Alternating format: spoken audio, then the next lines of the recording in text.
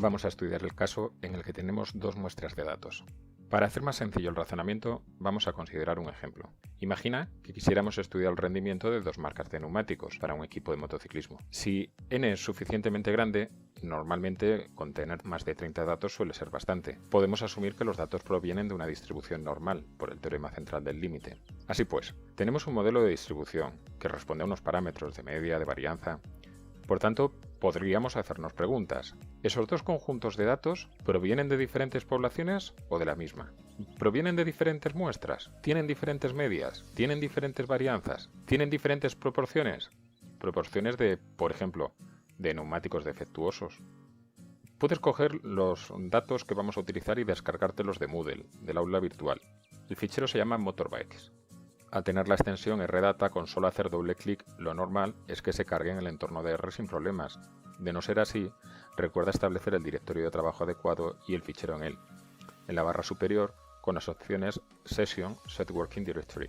Si le echamos un vistazo a los datos, los sacas por pantalla, podrás ver que tenemos dos variables con 10 datos cada una. Las dos variables son Sample1 y Sample2. Si haces los dos plots de ambas variables, podrás comprobar que aunque la dispersión de ambas muestras es similar, la amplitud de los bigotes y de las cajas, la segunda muestra tiene un dato atípico grande, probablemente el 335 que aparece en el listado, y los 3 cuartiles son claramente mayores que los de la primera muestra. Si haces el summary de ambas variables, podrás comprobarlo. Ahora bien, esa diferencia que vemos gráficamente es de verdad significativa, es de verdad importante. No la diferencia entre las muestras, sino la diferencia entre las poblaciones que representan. En otras palabras, ¿hay una diferencia significativa, importante, en el rendimiento de ambas marcas de neumáticos, más allá de la muestra que estamos estudiando? Quizá esa diferencia que observamos solo haya sido debida a la buena o la mala suerte en la elección de la muestra y no sea suficientemente relevante, suficientemente importante para establecer que hay diferencias significativas en el rendimiento de ambas marcas de neumáticos, diferencias significativas en la población. Piensa que el término significativa expresa que las diferencias se deben a alguna razón, que las diferencias no son debidas solo al puro azar, que no son debidas a la aleatoriedad, a la variabilidad en la selección de la muestra, que no son debidas a la aleatoriedad, a la variabilidad de la distribución de probabilidad. Así pues, estamos asumiendo que los datos provienen de una distribución normal y nos planteamos un contraste de hipótesis. En la hipótesis nula tendríamos que la media de ambas poblaciones son iguales. Por contra, en la hipótesis alternativa estaríamos contrastando que la media de ambas poblaciones son diferentes. En efecto, ya sé que solo teníamos muestras con 10 datos y que no es suficiente para asegurar la normalidad de los datos. ¿Quién sabe si serán normales? Es un talón de Aquiles que tenemos ahí pendiente y que te prometo volveremos sobre él en los siguientes vídeos. Pero permíteme un voto de confianza de seguir adelante con este ejemplo. Otra cuestión que podríamos plantearnos es si las muestras son independientes o, sin embargo, los datos están relacionados, pareados. En nuestro ejemplo de los neumáticos de las motos, ¿cómo distinguir? Independiente sería si, por ejemplo, cada neumático se ha probado siempre en la rueda delantera de la moto, porque en la rueda trasera suele tener más desgaste porque el motor imprime la fuerza sobre la rueda trasera, ¿de acuerdo? Los derrapes se hacen más sobre la rueda trasera, entonces habría que probarlos siempre sobre la rueda delantera. Pues bien, si siempre los probamos en la rueda delantera de la moto, cada neumático en una moto, pues ahí los datos serían siempre independientes. Pero en el mismo ejemplo, si para ahorrar tiempos en cada moto hubiéramos montado en cada rueda un neumático de una de las marcas, los datos estarían ahora relacionados, pues esa pareja de neumáticos de datos están relacionados por esa moto, ese piloto, ese día, la hora a la que se probó, la temperatura, la humedad con la que se hizo la prueba. No me resisto a contarte que en la práctica es importante usar la aleatoriedad como un aliado. En el primer ejemplo, cada neumático en la rueda de delante de una moto, de ser posible, se aleatorizaría el orden en que se prueba cada neumático. Sería un experimento bien hecho aquel en el que todos los neumáticos de la marca A se prueban primero y todos los neumáticos de la marca B se prueban después, por simple comodidad nuestra. Porque estamos haciendo que todos los neumáticos de la marca A se prueben con unas determinadas condiciones, por ejemplo, de temperatura, de presión, de humedad. Además, el piloto también tiene unas determinadas condiciones, son sus primeras tandas de la mañana, y sin embargo, los de la tanda B, al ser los últimos, puede haber cambiado el tiempo y además el piloto o bien pueda estar más cansado o al revés, puede haberse desperezado y haber ido entrando en racha e ir desgastándolo más.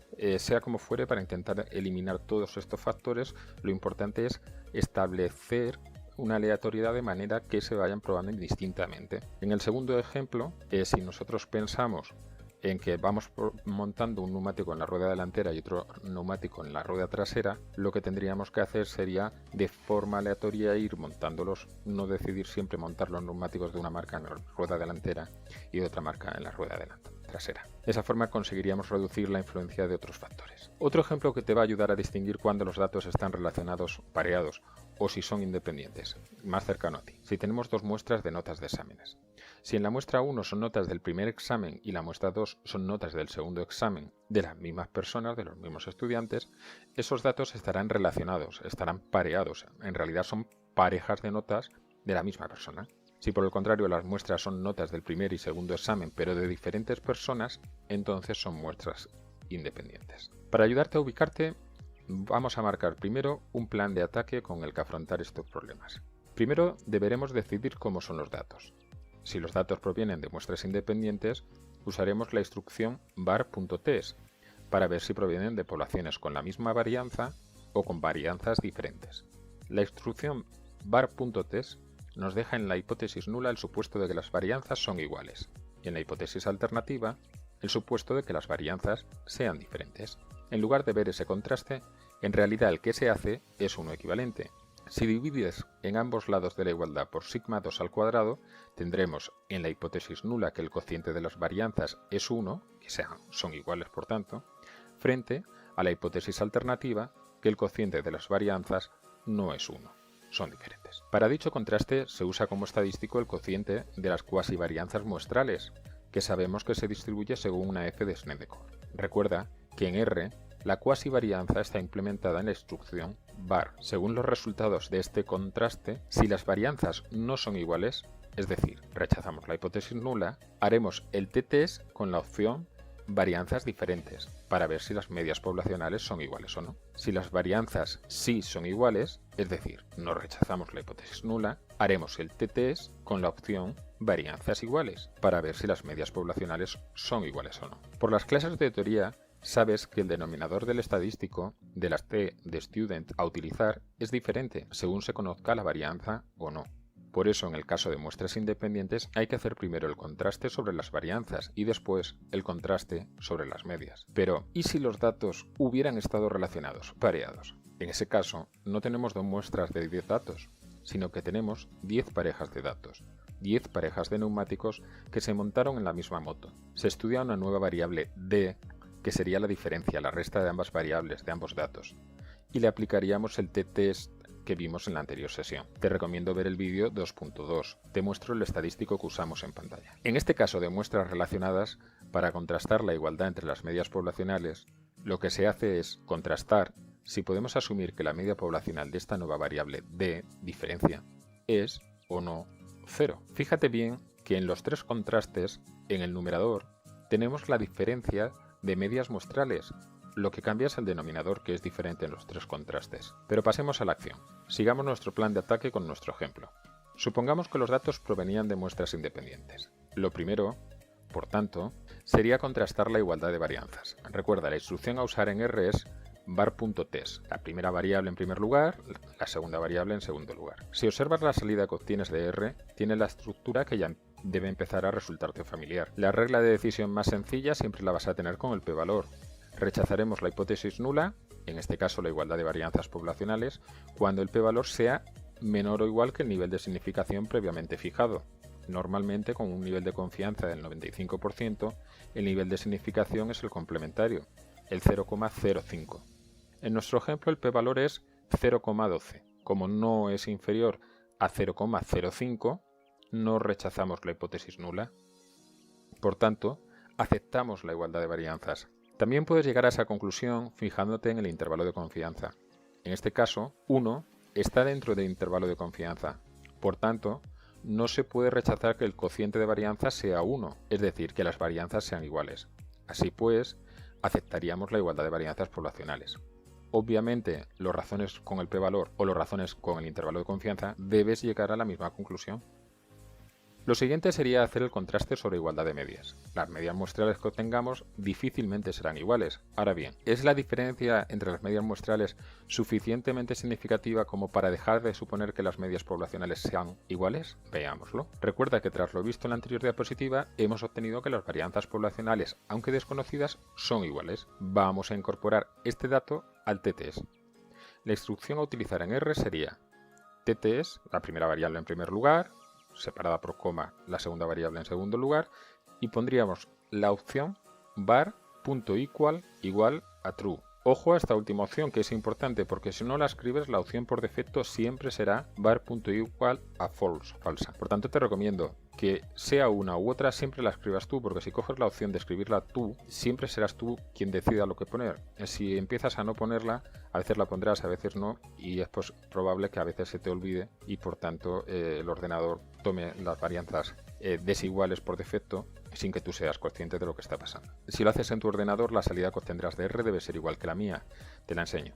Con esos datos y fijándote tanto en el p-valor como en el intervalo de confianza, ¿habría que rechazar la hipótesis nula de igualdad de medias con el nivel de confianza habitual del 95%? Si el nivel de confianza es del 95%, entonces el nivel de significación será del 0,05. Como el p-valor es algo mayor, entonces no rechazaríamos, aunque sea por poco, la igualdad de medias, la aceptaríamos. No obstante, imagina que hubiéramos trabajado con otro nivel de confianza, el 90%. Entonces, el nivel de significación hubiera sido del 10%, el p-valor habría sido menor. Entonces habríamos rechazado la hipótesis nula y aceptado la alternativa de que las medias poblacionales son significativamente diferentes. En ese caso, tendría sentido plantearse si una marca de neumáticos tiene un rendimiento mayor que la otra, o, si quieres, volviendo a un ejemplo académico, si una profesora pone peores notas que otra. Recordad del anterior vídeo que en la hipótesis alternativa podemos decirle a R qué tipo de contraste queremos hacer, escribiendo en el contraste la opción alternative igual a less or greater según queremos contrastar una hipótesis u otra. Tened cuidado con qué escribís en la opción alternativa, pero también con el orden en que escribís las variables en la instrucción. Pero volviendo a nuestro ejemplo motociclístico. ¿Qué hubiera pasado si los datos hubieran estado relacionados, pareados? Si los datos provinieran de neumáticos montados por parejas. En ese caso no tendríamos dos muestras de 10 datos, 20 datos, sino una muestra de 10 parejas de datos. Haríamos las diferencias entre cada pareja y contrastaríamos si la media de esa nueva variable diferencia es o no 0. La instrucción de R a utilizar ahora sería la nueva función t-test, pero incluyendo ahora la opción paired igual a true. Si observas la salida que obtenemos de R, el p-valor es ahora 0,06. ¿Habría diferencias significativas en el rendimiento de los neumáticos o no?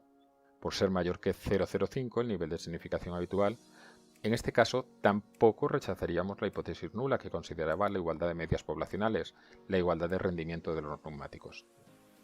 Veamos un primer ejercicio de ejemplo. Tenemos las velocidades máximas de 12 pruebas realizadas a dos coches de marcas diferentes, A y B. Nos preguntan si existe evidencia estadística de si la velocidad máxima de B es mayor que la de la marca A. Lo primero será decidir si los datos están relacionados o son independientes. Puesto que se tratan de coches diferentes, datos tomados independientemente, en este caso los datos son independientes. Introducimos los datos en R y los almacenamos en las variables coche A y coche B. Primero habrá que estudiar si podemos asumir la igualdad de varianzas. Pasamos el var test a dichas variables. Observando el resultado de R, como el p-valor 0,18 es mayor que el alfa indicado, 0,05, no aceptamos la hipótesis alternativa. Nos quedamos con la hipótesis nula. El cociente de varianzas es igual a 1. Podemos asumir que ambas varianzas son iguales. Lo siguiente sería contrastar lo que nos piden. En este caso, no si las medias son iguales, pues el enunciado lo que nos pide es ver si la media poblacional de la variable B es mayor que la media poblacional de la variable A. Por tanto, utilizaremos la instrucción t-test añadiendo la opción alternative igual a greater, porque es lo que queremos demostrar, lo que va en la hipótesis alternativa, y la opción var equal a true. Si observas la salida de R, el p-valor es inferior a alfa, por lo que rechazamos la hipótesis nula y podemos aceptar la hipótesis alternativa. La media poblacional de B es mayor que la media poblacional de A. Otra forma equivalente de haber contrastado lo mismo habría sido cambiando el orden de las variables y cambiando también la opción empleada en alternativa. Veamos un segundo ejercicio como ejemplo. En este caso se mide el nivel de calidad de un aparato en 2 semanas para comprobar si tras un incidente se mantiene la calidad o no. Al igual que en el ejercicio anterior, lo primero será decidir si los datos están relacionados o son independientes. Por ser 2 medidas del mismo aparato en 2 momentos diferentes, están relacionados. PERT, por tanto, pareados. Almacenamos los datos en 2 variables, QW1 y QW2. Nos planteamos contrastar si la calidad se mantiene. Se trata, por tanto, de un contraste sobre igualdad de medias. Usamos la función tTest con la opción PERT igual a true. Como el p-valor es 0,35, mayor que alfa, no rechazaríamos la hipótesis nula y por tanto asumiríamos la igualdad de medias. Se mantiene el nivel de calidad tras el incidente. Ya estamos acabando. Tan solo a modo de resumen esta diapositiva. Quédate con esta imagen para tener en mente cómo atacar estos problemas. Recuerda que estos test son paramétricos. Estamos asumiendo que provienen de una distribución normal, lo que en ocasiones será mucho asumir. Ese es un talón de Aquiles que tendremos que afrontar en próximos vídeos. Estas son las instrucciones de R a usar según estemos con muestras independientes o relacionadas, PERT, pareadas.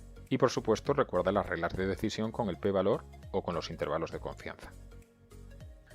Bueno, espero que el vídeo sea de tu agrado. Cualquier duda o cuestión que tengas, contacta conmigo en raul.revilla@uclm.es. Un saludo.